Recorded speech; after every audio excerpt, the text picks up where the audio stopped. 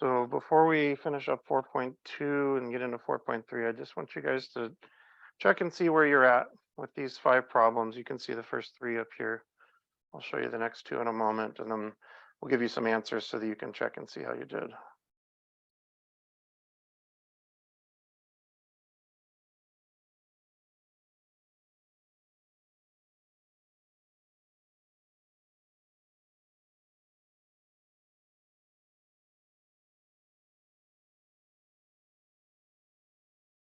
All right, let's look over answers here. So this number 1 is what your little quiz is going to look like on Friday. I told you I'd give you a chance to practice this. Oh, you're frozen over there, aren't you? My bad. Okay, now we're on. So number 1's what your quiz is going to look like on Friday. I'm going to give you those 4 triangles. They might be rotated around. I will be giving you the sides that are 1s. Okay, I need you to know the other ones. Yeah.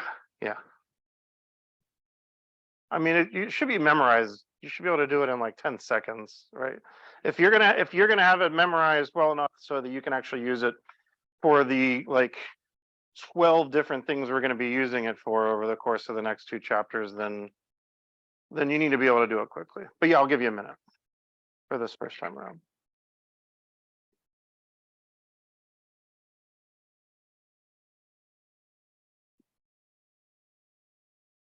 All right, answers for number 2 are up there. Have a look at those. I did not write radians for 61 pi over 36, but we talked about that, right? Radians are unitless, so technically you don't have to write a unit for them. If you ever see an angle that does not have a unit given, you can assume it's in radians. Yes. That's yeah. So the question was about the style of writing in radians, and typically we'll put the pi on the top of the fraction.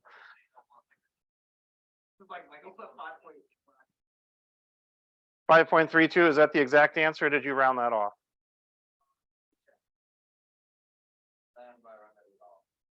So then it's not right. It's close, but it's not right. You would not get full credit for it. No, so I guess if your question is, should I do this as a decimal or should I do it with the pi in it? Always do with the pi in it unless I specifically tell you to round your answer to a particular decimal place. Thanks for that question. Turn this down a little. Okay. Number 4, we should be writing sine, cosine, tangent equations using SOHCAHTOA.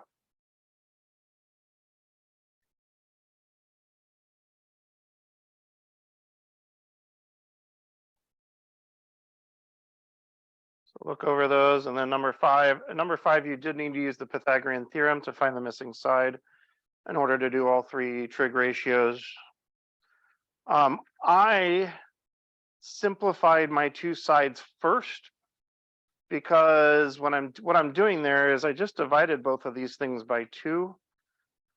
They would create, you don't have to do that. It's just if you do that, you're going to have less simplifying to do in your fractions over here. So if you don't remember to do that, that's fine. For example, for sine of theta, if you had written 16 over 22, that is correct. Now you wouldn't get full credit because 16 over 22 can be simplified into 8 over 11, right? But if you had written 16 over 22, you're on the right track. It's just that I know that if I can simplify my sides of my triangle, it's more efficient to do it in the original triangle than to do it 6 separate times when you're writing the ratios. So I was just being efficient / lazy. Yes. Okay. Any questions on number 5? So you didn't have to simplify it. If you did not simplify it, your x probably would have been 2 radical 57 instead of radical 57. You probably originally got what, 221 underneath there, and you're able to pull. No, that's not right. 228, and you're able to pull 4 out of there. So make sure that you're giving these answers, no matter how you did the problem, whether you simplified at first or later on, you should be coming up with these 6 answers. And we need to be confident with simplifying them. So again, this isn't for a grade, and Friday's test isn't going to have all of this stuff on it. It's just going to have number 1 on it, but I wanted to give you an opportunity to really check and see where you're at right now.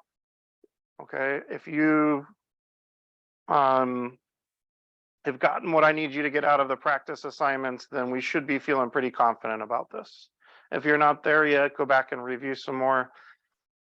If you're not getting a lot of these, then please take that as a time or an indication that you probably need to make an appointment with me, and let's go over some of this stuff together. Okay, and I'm happy to do that. All right, any burning questions before we move on to our new stuff for today? Yes, thank you.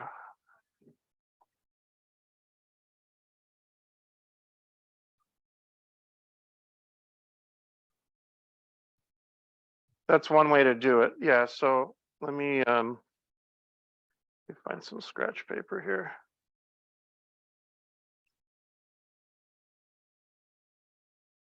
Yes, that is one way to do it. So what you probably learned in the question was to take a square root out of a denominator. Say if you got 5 over radical 3. What they teach you in algebra 2 is multiply by a fancy version of 1, right? Multiply by root 3 over 3. And then you're going to get 5 radical 3 over 3. What I showed you guys last week, though, is I have a faster way of doing this. Way faster, way more efficient, and it works. And what it is instead of thinking about dividing by root 3, because that's what it is, when it's in the denominator, you're dividing by it, right? Division by root 3 is the same as multiplying by that same radical over the number that's inside. So when I see this, I go straight to this without having to do this extra step where I multiply top and bottom.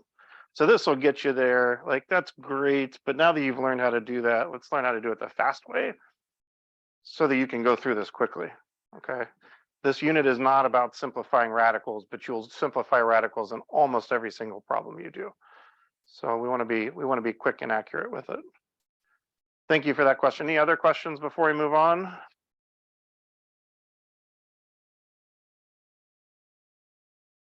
All right, let's wrap up 4.2 here.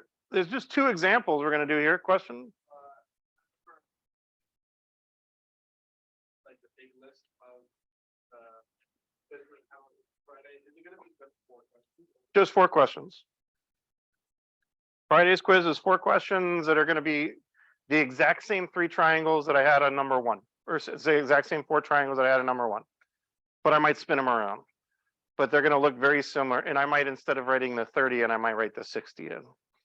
Okay, but it's going to have ones. Every triangle is going to have one side that's labeled 1. You have to label the other 2 sides. Okay, so this is very similar to something that we did on Thursday last week. Let's pause the side conversations for right now, guys. Thank you. Very similar to what we did last week, but just kind of one step further. We'll do a couple examples of these, and then this is really the only new thing that's going to get added into your homework tonight. So the majority of your 4.2 Part B homework is going to be kind of reviewing some of the stuff that we did in our last assignment, some of the even numbered problems from the sections that you've already done.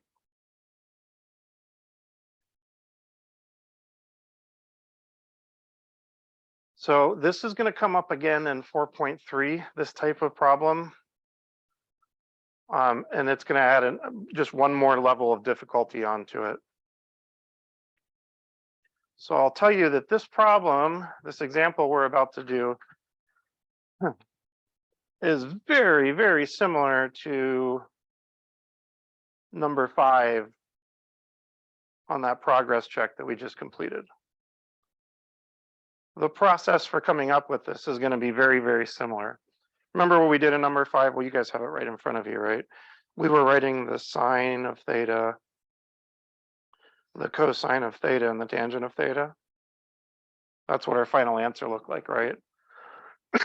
That's what our final answer is going to look like here too. Also, the other three, the cosecant of theta, the secant of theta, and the cotangent of theta. So we're basically doing the same thing again, except they kind of gave us one of them already, didn't they? Not kind of. They very explicitly gave us one of them already. They already told us what secant was, so we already know that secant theta is 11/9. I don't know why I started writing that as pi. Excuse me.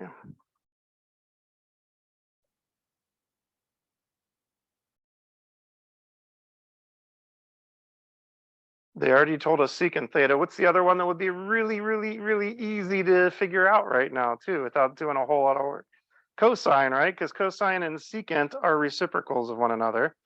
So cosine would just be the reciprocal of that, 9/11. Woo.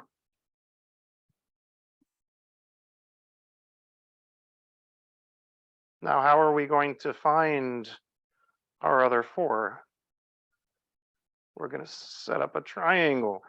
Good. Are you guys, were you guys thinking about that? Setting up a triangle, figuring out what that third side is? This is kind of the general process for this type of problem.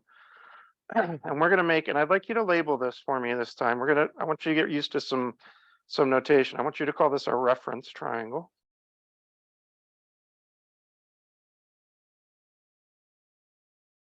And this is not super important in 4.2, but it's going to become important in 4.3. So I'm just going to get you used to this. Could you draw me an XY axis? And we're going to focus on the first quadrant. And when you set up your triangle, can you make your triangle so that the horizontal side is along the x-axis like this? And so that our angle theta is at the origin.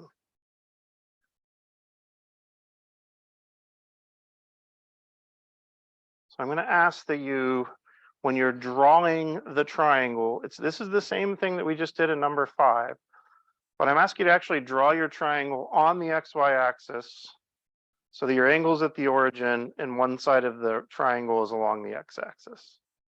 Okay. So, and for all of the problems that you'll do in 4.2 where you're drawing a triangle, just go ahead and draw them just like this. Okay. Now, what do you suppose is going to change when we get to 4.3? Yeah, the triangle is going to be in other quadrants when we get into 4.3. That's it. But for right now, we're sticking only in quadrant 1. All right, so since we know secant, we know cosine, and since we know cosine, then we should be able to label a couple of these sides, right? Remind me, which two sides are we doing with cosine? Adjacent and hypotenuse. So the adjacent leg would be 9, and the hypotenuse would be 11. And if we knew the opposite side, then we'd be able to fill out the rest of these. How are we going to find the opposite side? Good old Pythagoras, right? So let's give it a name for right now. You want to call this X or Y? It is going up and down. Should we call it Y? Why not? Z, you want to call it Z? Feel free to use Z. Canadian? Canadian or UK? Or Australia, New Zealand, I think uses Z also. Instead of Z, like WXYZ, they say WXYZ. I don't know either. I think probably the question is, why don't we say it that way? Because they were speaking the language before we were. British people. Could have, yeah.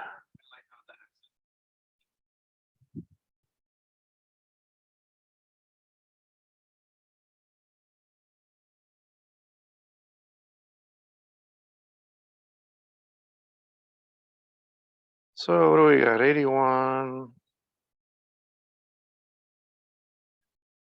121 minus 81 is 40. Does that sound right? So y is root 40, but of course we're not going to leave it that way, right?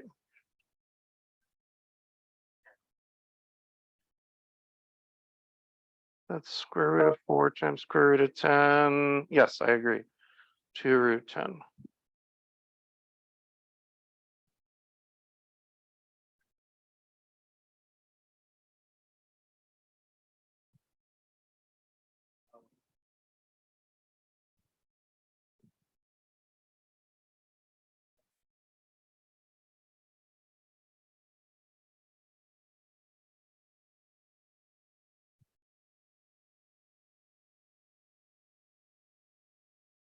Cool, so now we should be able to finish the rest of them.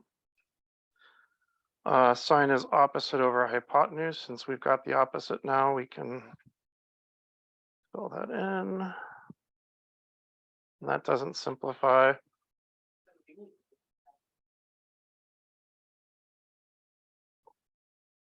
Mhm. Nope, no. So question is about what happens if we have the root in the numerator.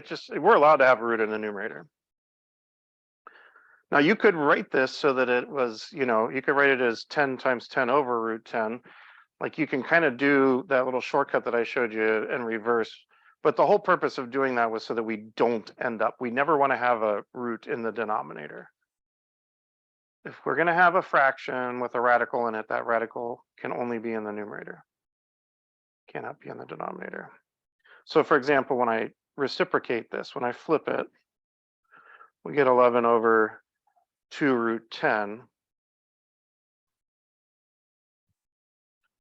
That's no good. So I'm going to think of that as, I'm going to leave the 11 over 2 alone. And instead of thinking of divide by root 10, I'm going to think of multiply it by root 10 over 10.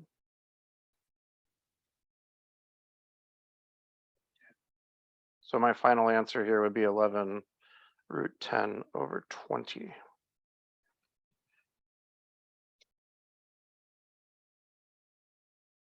I meant to ask this last class, is anybody tempted to take this 10 and this 20 and simplify that? Do you know why you cannot do that? It's a square root of 10, yeah. Now, what if they had both been inside of radicals? Then could you simplify it? Then you could, right? But if just one of them is inside of a radical, you can't cancel or simplify. All right, tangent is opposite over adjacent, so this would just be 2 root 10 over 9. And for cotangent, we would take a reciprocal.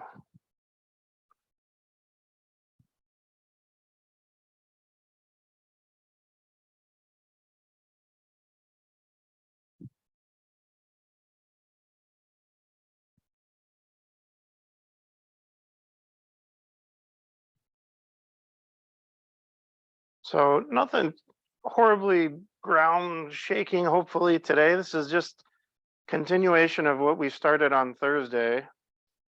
We have an added step of having to build the triangle on our own based off of this information that they gave us about the secant.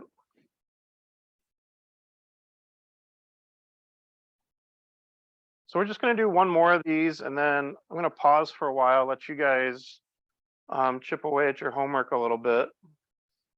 And then we're going to come back together in the last 15 minutes or so and tackle a little bit of 4.3. Let's do one more of these here real quick. You are welcome to work ahead of me. I'm gonna go through all the steps of this. This is very similar to the one that we just did. For our final answer, we will be finding the sine of theta, cosine theta, tangent theta, and our reciprocal functions.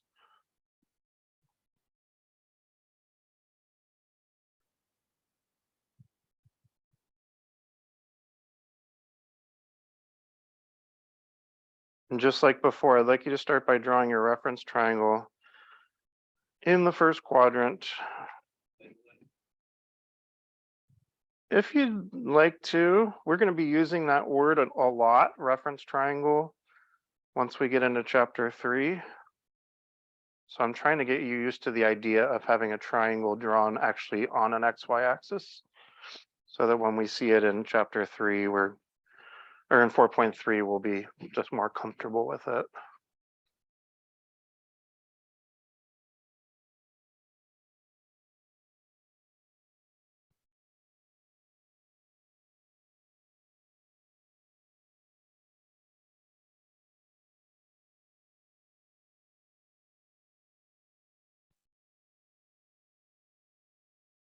So your first step would be to use the information in this equation to fill in 2 of your sides in your triangle.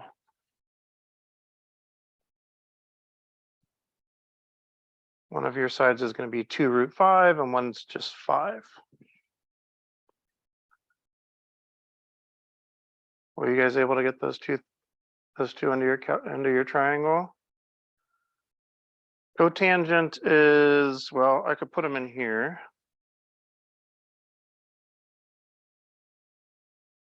It's easier for me to work with tangent. If I were doing this, I would probably go ahead and do my reciprocal.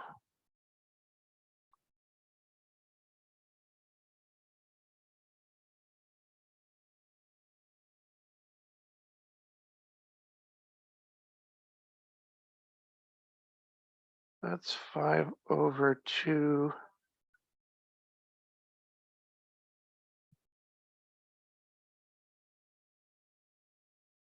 And those 5s are going to,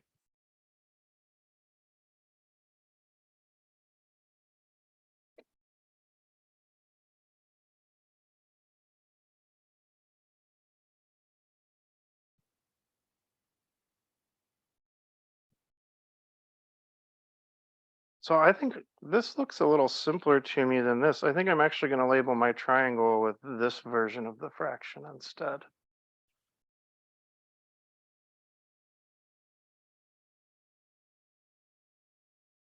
You see what I'm saying? After I've rationalized it, I could use the 5 and the 2 root 5 in my actual triangle, but I think I'm going to go with the root 5 and the 2 instead. It's the same fraction. It's the same stuff. I've just simplified it. And it's tangent, so you should know which 2 sides we're talking about. Tangent is what? Which 2 sides? Opposite and adjacent. So root 5 would go here, and 2 would go here. And then I just need to figure out what this is. You could easily do this problem instead with 5 here, because 5 was in the top, and 2 root 5 here, because 2 root 5 was in the bottom.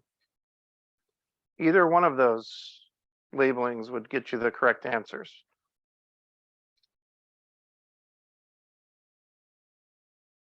This one looks a little simpler to me, so I'm going with the one in blue.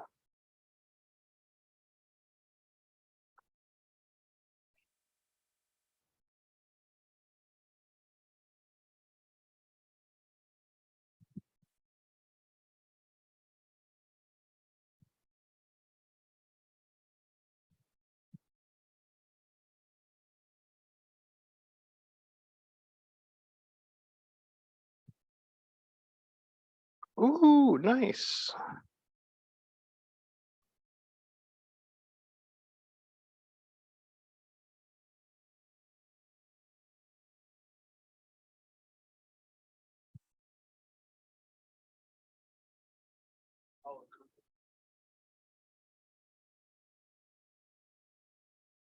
Did you flip them? Oh, okay. Well, you can always change the example. You'll just have to check them on your own, but yeah.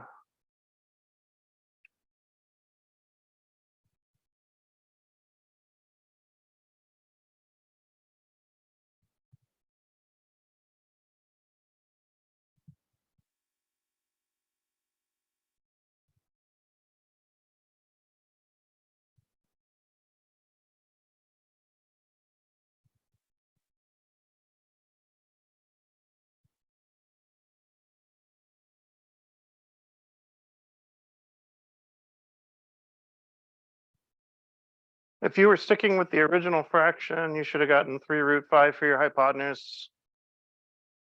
If you simplified like I did, you would have gotten 3 for your hypotenuse. So I'm kind of working this two different ways. Final answers are going to end up the same no matter how you do it, though.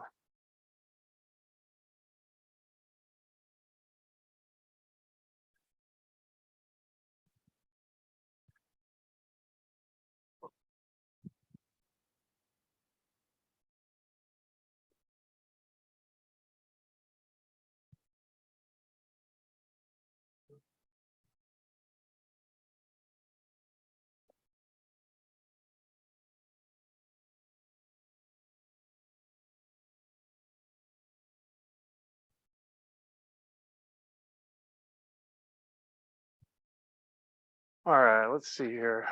Got about 25 minutes left. I'm going to give you guys about 15 minutes to start on the homework assignment. My suggestion to you would be to work on, this is on the same page as our last homework assignment, which was page 366. There's more than just this, but this is the new part right here. If I were you, I would go ahead and work on 9 through 17 odd. At least pick off a couple of those. Make sure you're feeling confident about those. Very similar to what we were just doing. There are some other problems. I'll pull the Canvas page up so you can see, but for right now, I will go ahead and just get started on 9 through 17 odd. If you'll give me just a moment, I'll bring the Canvas page up. And then we're going to come back together in about 15 minutes and just do a little tiny bit of 4.3.